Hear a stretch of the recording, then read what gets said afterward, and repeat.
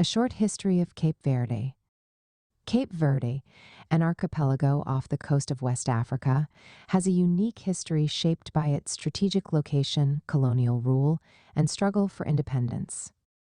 From an uninhabited land to a center of the transatlantic slave trade and later a model of democracy in Africa, Cape Verde's history is a fascinating tale of resilience and transformation.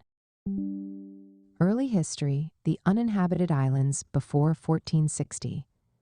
Unlike many African nations, Cape Verde had no indigenous population before European exploration.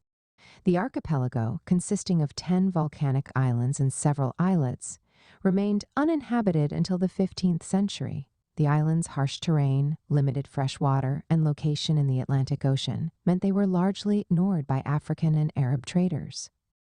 Portuguese discovery and colonization, 1460 to 1495. In 1456, Portuguese explorers, possibly led by Diogo Gomes and Antonio de Noli, became the first Europeans to discover Cape Verde. Seeing its potential as a stopover for ships traveling to West Africa, Portugal claimed the islands in 1460. By 1462, the Portuguese began settling Santiago, the largest island, and established Cidade Velha, the first European colonial city in the tropics. Cape Verde quickly became an important part of the Portuguese Empire due to its strategic position. The slave trade and economic boom, 1495 to 1700s. Cape Verde's location made it an ideal hub for the transatlantic slave trade. The Portuguese used the islands as a key trading post, where enslaved Africans from West Africa were sold and transported to Europe, the Caribbean, and the Americas. During this period, Cape Verde's economy flourished due to trade in slaves, cotton, and salt. Many Cape Verdeans were of mixed African and European descent, giving rise to the country's Creole culture.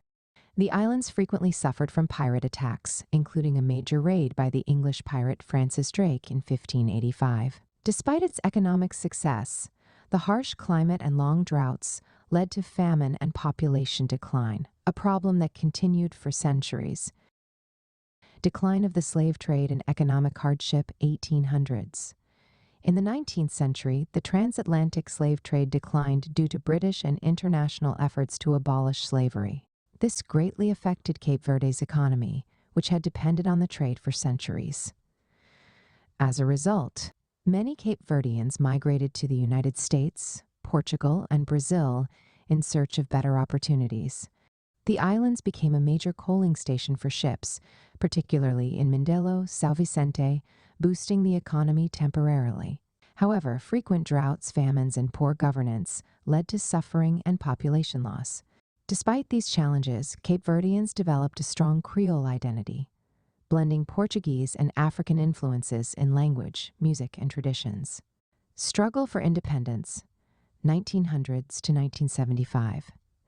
During the 20th century, Cape Verdeans increasingly resented Portuguese colonial rule. Portugal neglected the islands, failing to invest in development or address issues like famine. Inspired by African nationalist movements, Cape Verdeans began pushing for independence. Key events included formation of the PAIGC, African Party for the Independence of Guinea and Cape Verde, in 1956 by Amilcar Cabral, a Cape Verdean-born leader who also sought independence for Guinea-Bissau. A war for independence in Guinea-Bissau 1963 to 1974, which pressured Portugal to decolonize. In 1974, Portugal's dictatorship fell in the Carnation Revolution, leading to negotiations for independence. On July 5, 1975, Cape Verde officially gained independence, with Aristides Pereira as the first president. Post-independence and political evolution, 1975 present. After independence, Cape Verde aligned politically with Guinea-Bissau, but a planned unification failed after a coup in Guinea-Bissau in 1980. Cape Verde then pursued its own path. From 1975 to 1990, the country was a one-party state under the PACV, African Party for the Independence of Cape Verde. However, Economic struggles and calls for democracy led to multi-party elections in 1991, making Cape Verde one of the few African countries to peacefully transition to democracy. Since then, democratic elections have been held regularly, making Cape Verde one of Africa's most stable nations. The economy shifted from agriculture to tourism, services, and remittances from Cape Verdean immigrants. The country became known for its music, such as Morna, made famous by Cesaria Evora, culture, and high literacy rates. Today, Cape Verde is a model of democracy and stability in Africa, though it still faces challenges like climate change, water scarcity, and economic dependence on tourism. Cape Verde today, strengths and challenges. Strengths, political stability and democracy. Strong diaspora community supporting the economy. Growing tourism industry. Rich cultural heritage in music, dance, and language. Challenges, limited natural resources and dependence on imports. Water shortages and vulnerability to climate change. High unemployment and reliance on remittances. Despite these challenges, Cape Verde remains one of Africa's most prosperous and democratic nations. Conclusion. Cape Verde's history is a story of transformation, from an uninhabited land to a colonial slave trading hub, from economic hardship to a stable democracy. While the country faces economic and environmental challenges, its resilient people, rich culture, and commitment to democracy continue to shape its promising future. Kindly share this post if you find value in it. Thanks for your support. You can watch this program on YouTube.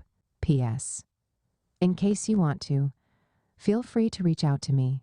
If you need advice on your plans and ideas and how to work on your gift and purpose, drop me a message here or email me at soapiansofgod@gmail.com and we'll arrange a call.